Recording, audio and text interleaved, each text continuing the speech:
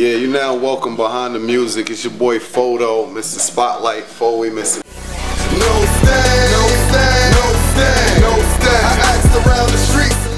973 with the legendary Hen Dogg, Sugar Hill Gang. Y'all already know who he is. He'll tell you. 6 weeks later. What's up? What's up? This is Hen Dogg, baby.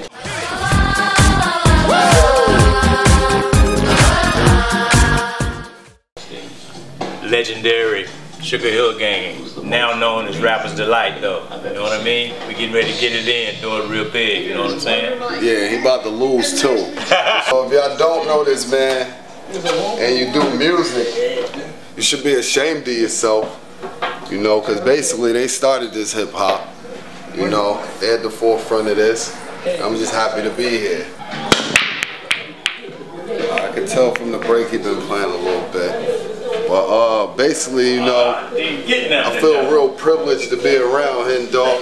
You know, I get to ask him a lot of, you know, questions, things maybe I don't know about the game, things that I want to know about the game. When we first started out, you know, we didn't have the pleasure of touring with other rap groups, so we was touring with other R&B groups. Yeah. Because we was the first rap group, you know, to tour the world like that. You know what I'm saying?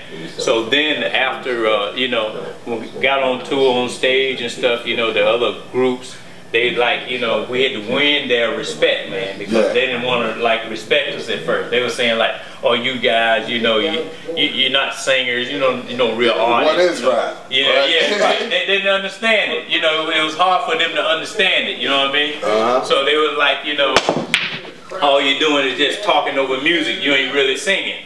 You know what I'm saying? But you know, they thought it was something that was going to be here today and gone tomorrow, like a fad, so to speak. You guys are from Jersey, right? Yeah. That's pretty crazy right there. So the first guys that really came in really making that noise like that off of the genre of rap is from Jersey. Yeah. And see, what was really so strange it was the fact that, you know, everybody knows that it started in New York, the Bronx, you know, with the Cool Hercs, Grandmaster Caz, and everybody like that. Everybody know it started there. You know what I'm saying? And back then it was like two different worlds. It was like, you know, it was like Mars and Venus almost. You know, people didn't know what people in Jersey was doing, and people, if you didn't go to New York, you didn't know what people in New York was doing. So for it to really happen in Jersey, everybody was like, what? And it happened, and they from Jersey? You know, they figured if anybody was gonna, you know, start it like that, introduce it to the world, you know. So let's get this straight too, because so many people, man, around the world, they always come up to us and they say, oh, you guys invented rap. No, we didn't invent rap. We introduced it to the world. That's what we did. You know what I'm saying? So, you know, that was kind of strange, but it just goes to show that people didn't know that, you know, we were going to New York, and whatever people was doing in New York, you know, they started doing it in Jersey. So I mean, like your first shows or your tours or whatever, like how many people were really out there in the crowd? Was it like as big as the arenas and stuff now? Sold out. Sold out. Yeah. Sold out. We need a number on sold out. Sold out. Because it could be sold out 10 people in the closet. Okay. Sold out 10 people in the closet. I mean like arenas, like you know, like 30, 40, 50,000 people like that. Yeah, man. So you performed in front of 30, 40, 50, 60,000 people. Absolutely. I mean, when NSYNC was on fire, the pop group NSYNC. Yeah, we toured with them 2 years in a row, 2000 and 2001. And 1 year we did all football stadiums. Sold out. Sold out. Sold out. Crazy. Crazy. I'm about to go off this wall right here. Watch how crazy this is. Alright.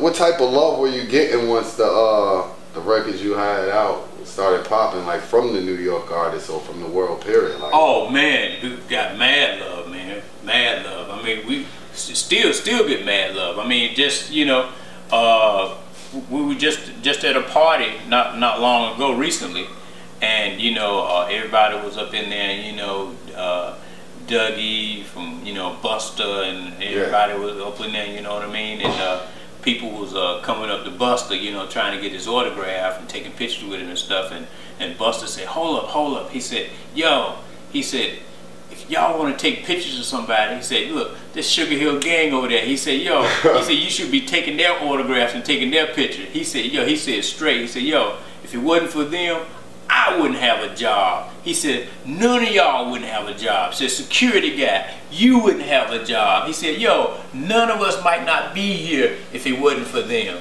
That's so crazy. He keeps it real, man. You know, he Buster's always has been in the game for a long time too. Yeah. And he's still showed going mad on. love. Yeah. What you think about today's music?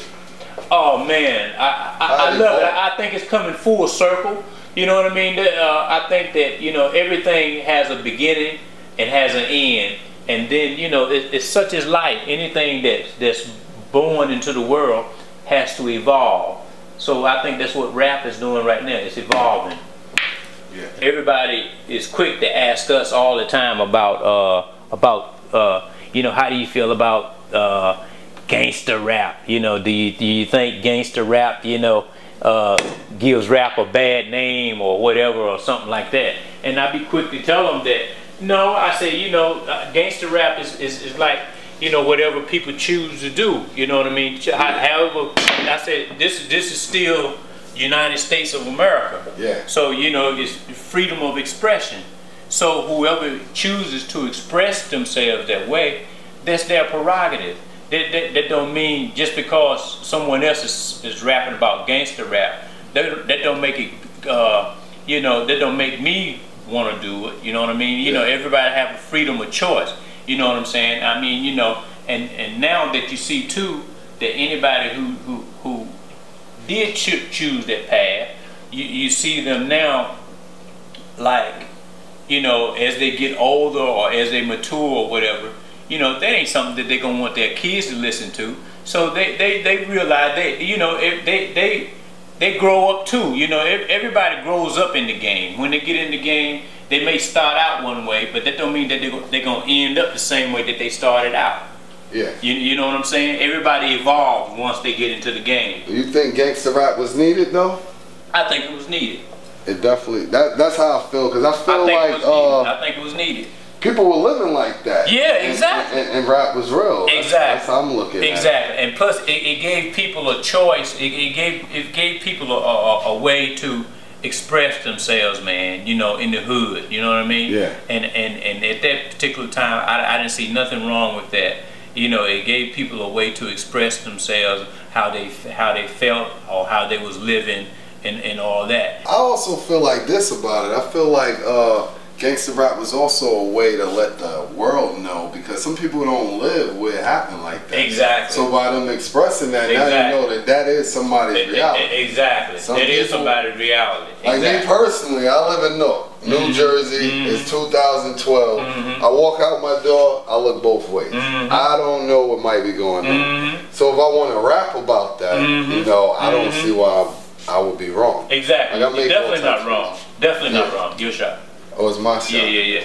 Definitely not wrong, my brother. Definitely not wrong. Before you guys were on doing your thing, who was your influence, or what made you want to get into that type of music instead of singing R&B?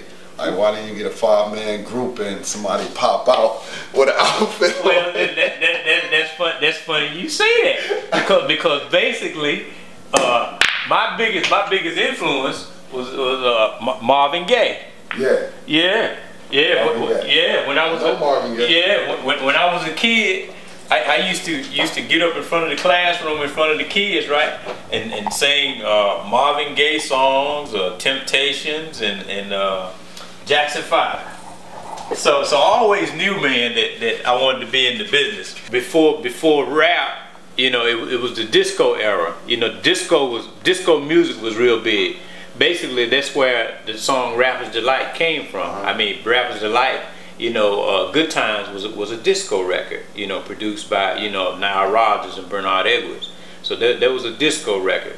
So we knew that was a popular song, you know, and that everybody, once they hear it, they would get up and dance to it. So that was the reason why, you know, how we chose the track. You know, how the track got chosen for Rapper's Delight.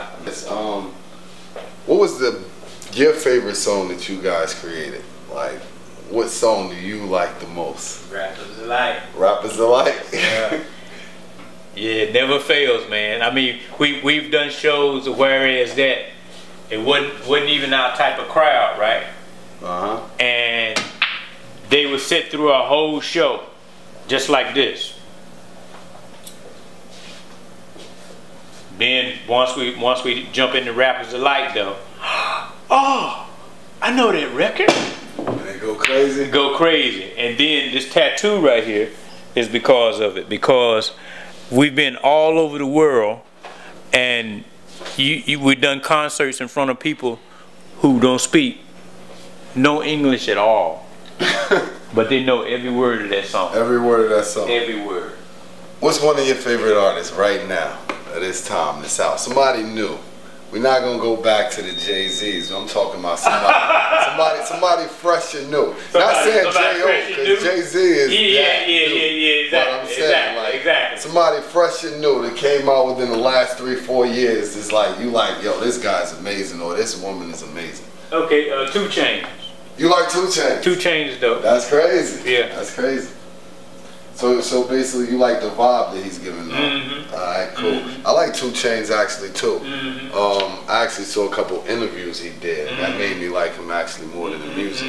So I ask you this question, for the new artists like trying to come up, do you think your characters sometimes may be more important than the music? That's a great question. When we came up with like through like the Motown vibe, I guess. You know, like I'm giving you an example, like Motown, before they put out any artist, they always had like, if you notice now, there used to be a thing called artist development. You know, whereas that if a label liked the artist, they would sign the artist, and then they wouldn't put them out right away. Yeah, give them swag. They would give them swag, exactly. You know, they would teach them swag. If they didn't have it, they'd teach them swag or whatever the case was. But now, you know, the artists today, they already developing their swag on their own. So besides 2 Chainz, what's the artist that you will listen to? Right now. Okay, 2 Chainz, Rose. Rick Ross. Definitely Rose. Yep. I would listen to let's see, Rose. Listen to Ace Hood.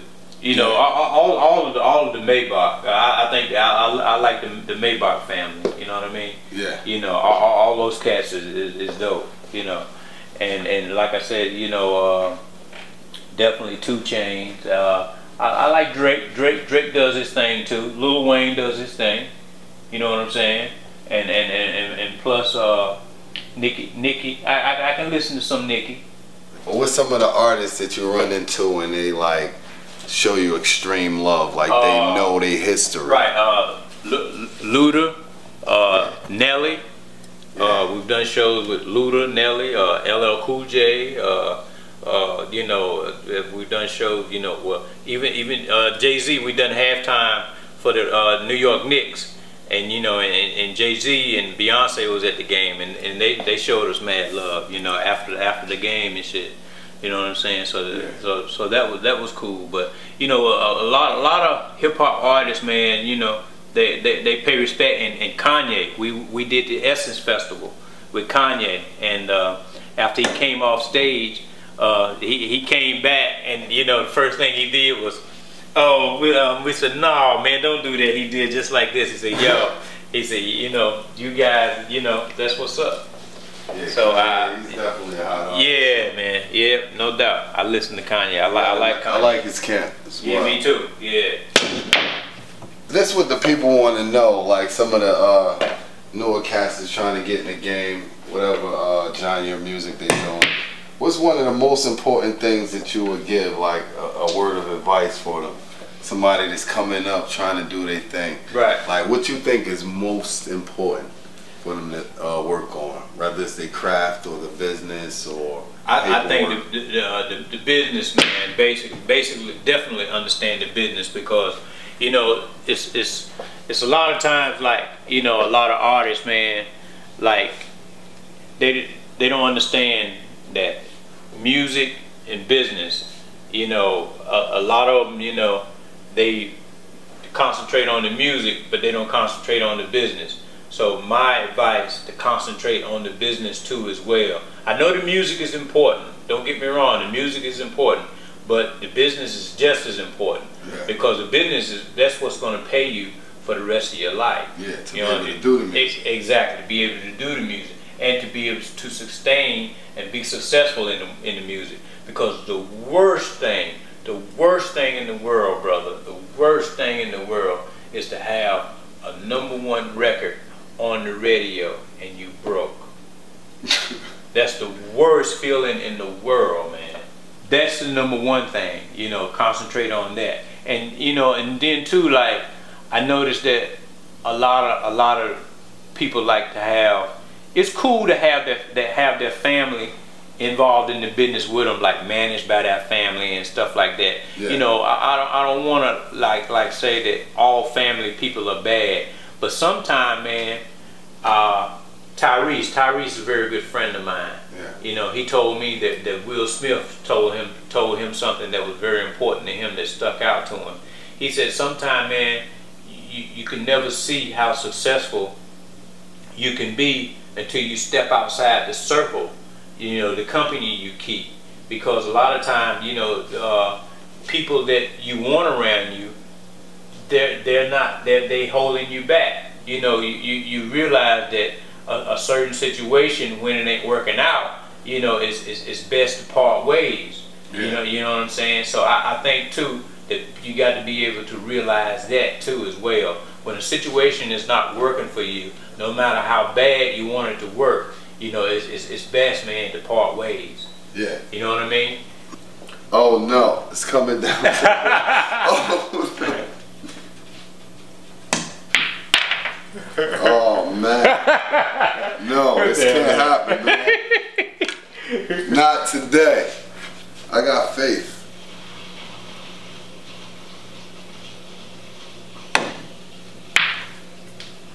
Oh, there you have it, man. There you have it, man. It's a good one, man. Nice talking to you, man. No doubt, no doubt. What?